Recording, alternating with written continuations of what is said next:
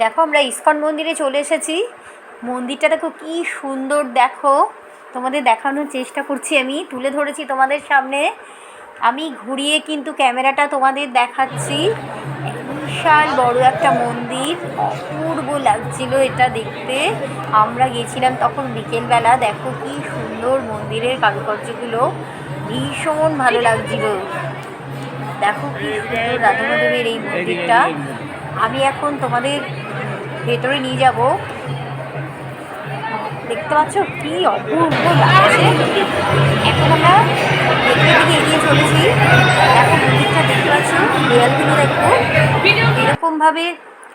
এখন আমরা পরিক্রমা করব, পুরো মন্দিরটাকে কিন্তু আমরা প্রদক্ষিণ করছি।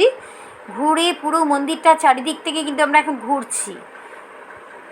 কি অপূর্ব যে লাগছে দেয়ালের মধ্যে ছবিগুলো দেখো।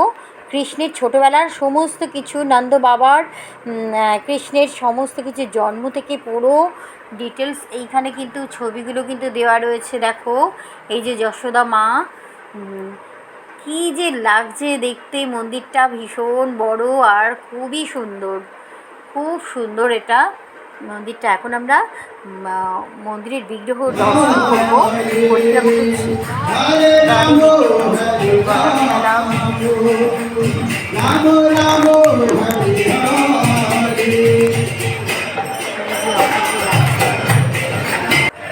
দেখো এখন আমরা মন্দিরের এখানে কিন্তু চলে এসেছি। জয় রাধা মাধবের জয়, জয় রাধা মাধবের জয়। রাধা মাধব সবাইকে ভালো, তোমার প্রণাম করো তোমরা। দেখো ইস্কনের মন্দির, ইস্কনের রাধা মাধবের বিগ্রহ, প্রণাম করো তোমরা সবাই। সবাইকে ভালো রাখুন রাধা মাধব। জয়।